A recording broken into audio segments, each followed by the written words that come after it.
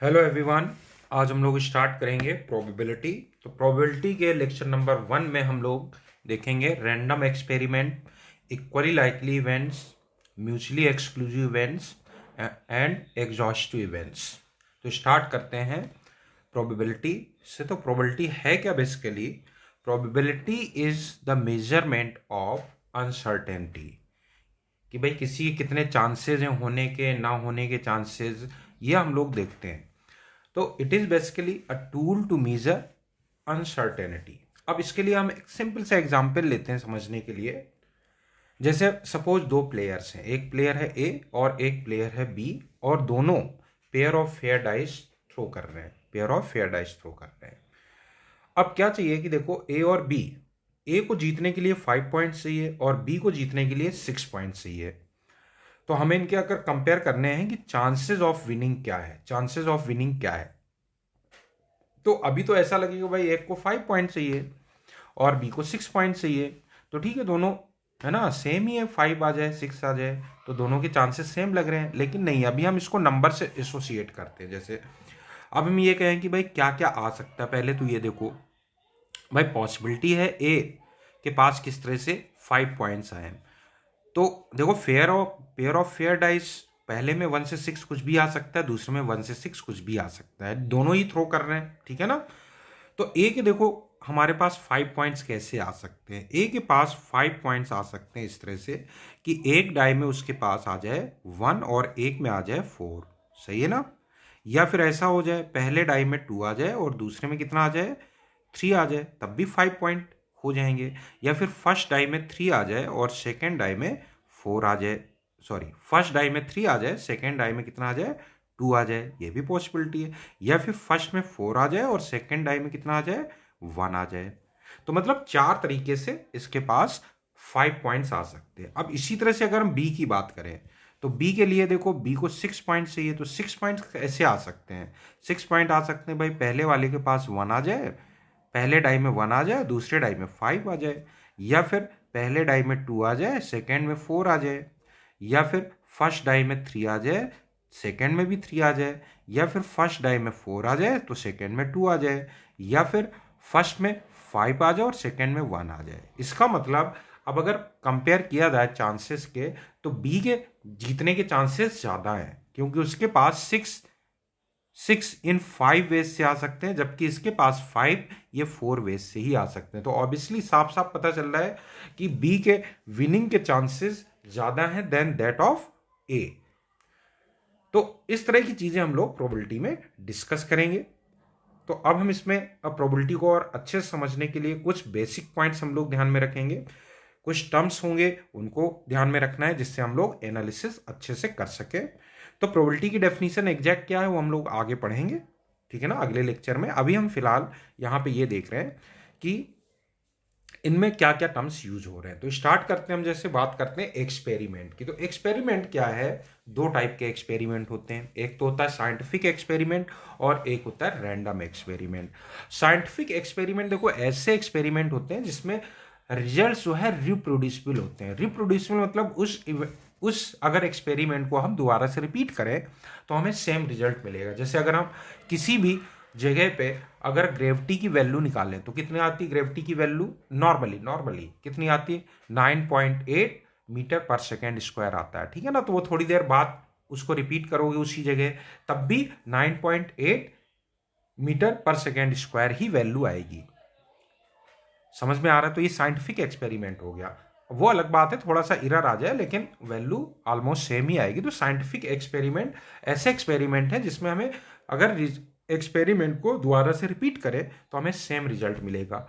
दूसरा होता है रैंडम एक्सपेरिमेंट। तो रैंडम एक्सपेरिमेंट रिजल्ट कोई जरूरी नहीं सेम आए, आ भी सकता है नहीं भी आ सकता है, इसलिए हम लोग इसको क्या बोलते हैं, रिजल्ट्स आर नॉन रिप्रोड्यूसिबल। मतलब जरूरी नहीं है सेम रिजल्ट आए। तो रैंडम एक्सपेरिमेंट में फिर रिजल्ट क्या आएंगे, basically it leads to several possible outcomes which are known to us a priori. मतलब ये कई सारे सेवरल आउटकम्स जो है वो आ सकते हैं इसमें, जो कि हमें पहले से पता होंगे भाई क्या क्या आ सकते हैं। जैसे एक एग्जाम्पल अगर हम ले, एक एग्जाम्पल हम लें कि हमने एक फेयर डाई को थ्रो किया, फेयर डाई को थ्रो किया, तो आप अब फेयर डाई को थ्रो करोगे तो क्या क्या आउटकम्स आ सकता है, क्या क्या रिजल्ट्स आ सकते हैं?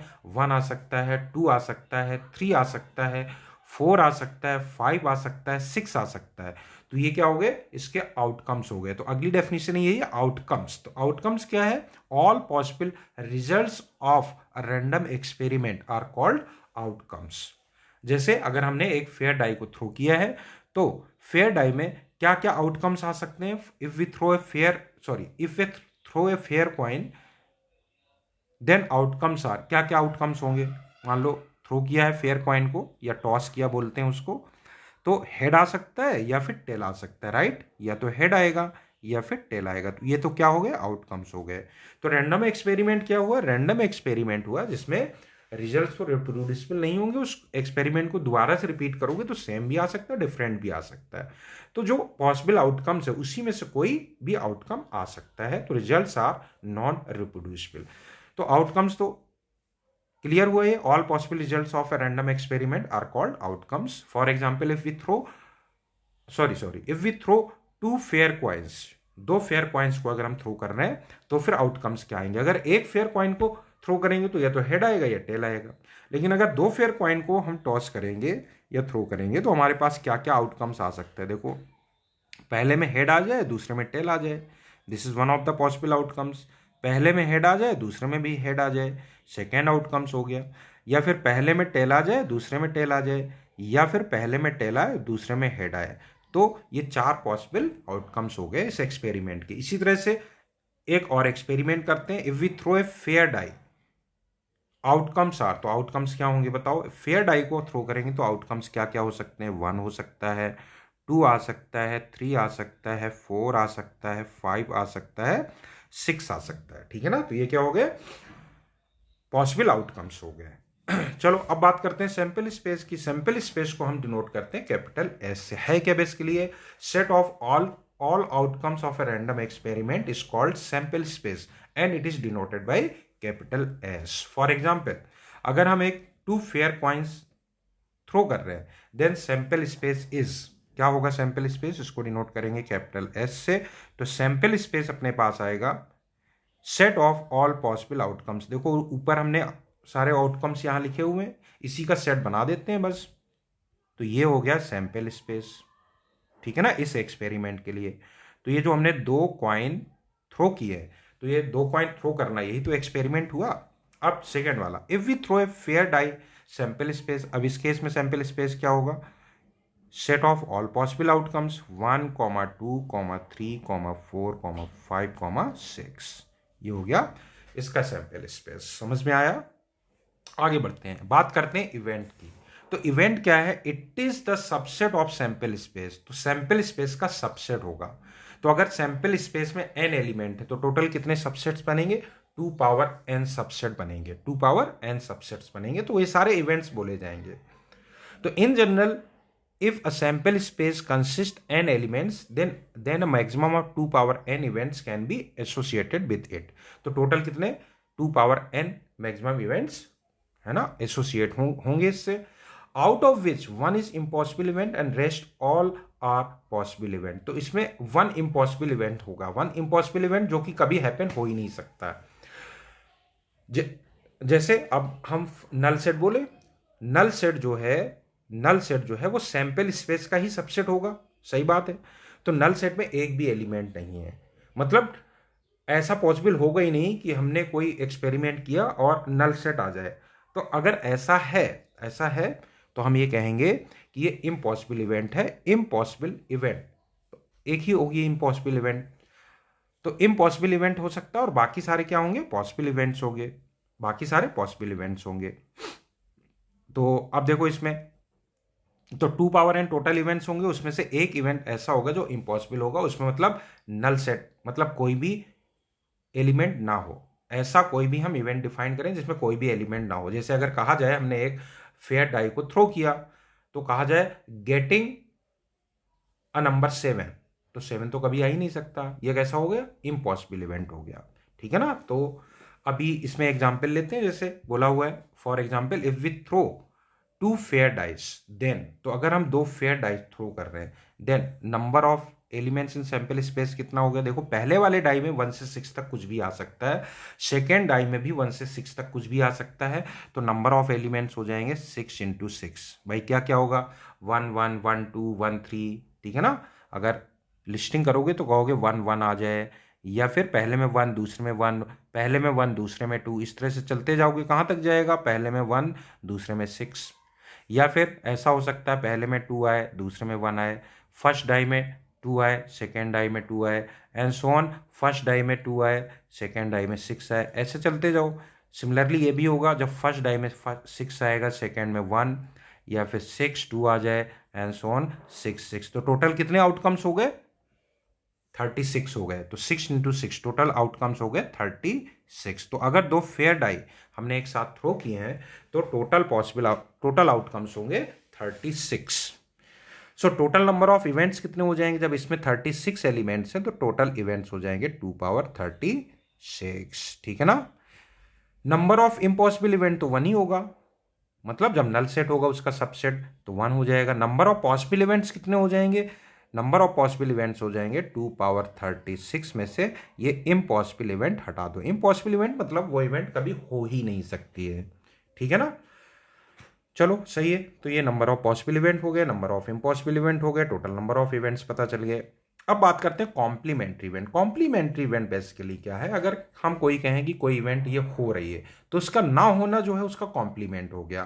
तो कॉम्प्लीमेंट इवेंट को, जैसे एक इवेंट ए है तो उसके कॉम्प्लीमेंट को हम डिनोट करते हैं ए डैश से या ए बार से या फिर ए कॉम्प्लीमेंट से, राइट? तो ए कॉम्प्लीमेंट बेसिकली क्या होता है? A complement is nothing but it is S minus A, sample space में से जो इवेंट ए है वो हटा दो, तो ये क्या हो जाएगा?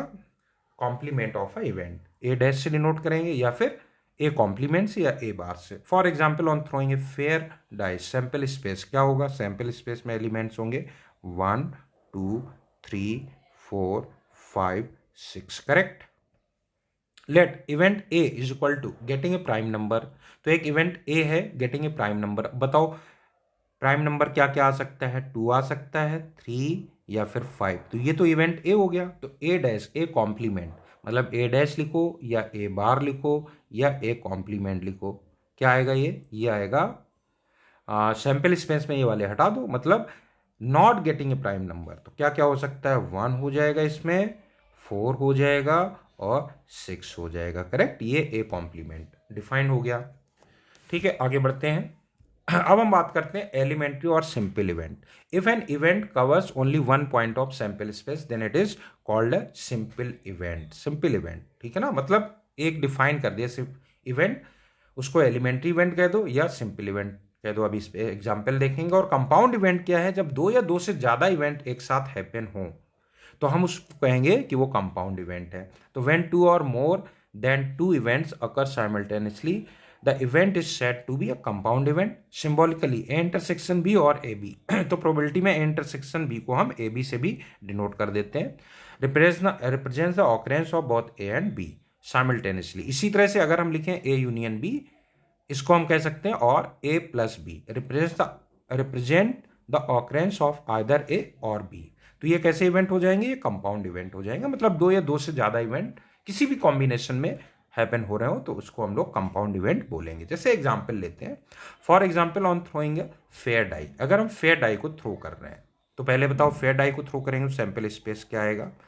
फेयर डाई को थ्रो करेंगे तो सैंपल स्पेस हमारे पास आएगा 1 2 3 4 5, 1 2 3 4 5 और 6। ये तो सैंपल स्पेस हो गया। अब बोल रहे हैं following events are elementary events. अब देखो कौन कौन से इवेंट एलिमेंट्री इवेंट है। जैसे कहा जाए गेटिंग ए नंबर 5, तो 5 तो एक ही तरीके से आएगा, ये हो गया सिंपल इवेंट है या एलिमेंट्री इवेंट, एक ही बात है। गेटिंग ए मल्टीपल ऑफ 3, 3 का मल्टीपल, तो 3 का मल्टीपल क्या हो सकता है? 3 आ सकता है, 6 आ सकता है, एलिमेंट्री इवेंट है, ठीक है ना? एक ही इवेंट हो रही है, एक सिंगल इवेंट हो रही है। Now this is equal to C getting an even number. तो गेटिंग एन इवन नंबर, तो इवन नंबर आए इसके लिए क्या पॉसिबिलिटी है भाई? इवन नंबर आए इसके लिए क्या पॉसिबिलिटी है? Getting an even number, even number क्या क्या हो सकता है, इवन नंबर हो सकता है भाई 2 आ सकता है, 4 आ सकता है, 6 आ सकता है। कैसी इवेंट्स हैं ये, एलिमेंट्री इवेंट है, सिंपल इवेंट है, जिसमें मतलब एक ही इवेंट हो रही है एट ए टाइम। अब बोल रहे हैं and following events are compound event. अब देखो ए यूनियन बी की बात करें तो ये क्या हो गया, ए और बी यही है जो हमने फर्स्ट सेकेंड थर्ड पार्ट में डिफाइन किए हैं। अब ए यूनियन बी जो है ये कंपाउंड इवेंट है, दो इवेंट ए और बी दोनों एक साथ हैपन हो रहे हैं। तो इसमें कितना आ गया, ए यूनियन बी, तो ए यूनियन बी क्या क्या हो गया इसमें, 5 हो गया, 3 हो गया, 6 हो गया, ये A union B compound event है। A intersection B, number of element से कोई फर्क नहीं पड़ रहा, ठीक है ना, एलिमेंट्री इवेंट में कितने भी एलिमेंट हो सकते हैं, उसमें सैंपल स्पेस में जितने एलिमेंट है उतने एलिमेंट तक हो सकते हैं उसमें। ए इंटरसेक्शन बी की बात करें, ए और बी दोनों एक साथ हो रहे हैं, तो ए और बी दोनों एक साथ हो रहे हैं तो ऐसा तो पॉसिबल ही नहीं है, तो ये नल सेट आ जाएगा, ऐसे लिख दो या फिर 5 लिख दो, ठीक है ना। अच्छा इसके बाद अगला बताओ, A union B union C, ये भी कंपाउंड इवेंट है, तो A union B union C अगर लिखें तो क्या आ जाएगा इसमें एलिमेंट 5, मतलब या तो ए हैपन हो या बी हो या फिर सी हो, आइदर ए और बी और सी। तो इसमें आएगा 5, 3, 6 और क्या क्या बचा, 2 भी आ जाएगा और 4 आएगा क्या, बिल्कुल 4 भी आ जाएगा, 6 ऑलरेडी आ चुका है। ये हो गया A union B union C, this is also compound event. तो दो या दो से ज्यादा इवेंट एक साथ हैपन हो रही तो उसको हम लोग बोलेंगे कंपाउंड इवेंट, राइट। अब इसमें हम लोग एक प्रॉब्लम कर लेते हैं। A coin and a die are toss together, एक क्वाइन और एक डाई को एक साथ टॉस कर रहे हैं। ए पार्ट क्या बोला हुआ है, ए पार्ट में, ए पार्ट में ये बोल रहे हैं write all the outcomes of this random experiment, write all the outcomes of this random experiment. तो write all the outcomes of random experiment क्या क्या होगा भाई, क्वाइन पहले, क्वाइन और टॉस इसी ऑर्डर में है, तो क्वाइन में क्या आ सकता है, क्वाइन में हेड आ सकता है, डाई में 1 आ जाए, या फिर क्वाइन में हेड आए डाई में 2 आए, या फिर क्वाइन में हेड आए डाई में 3 आए, हेड 4, हेड 5, हेड 6, राइट। या फिर क्वाइन में टेल आए तो 10, टेल 1, टेल 2 डाई में 2 आ जाए, tail 3, tail 4, tail 5, tail 6, tail, बस हो गया कितने, 1 2 3 4 5 6 7 8 9 10 11 12 12 आउटकम्स होंगे इसमें।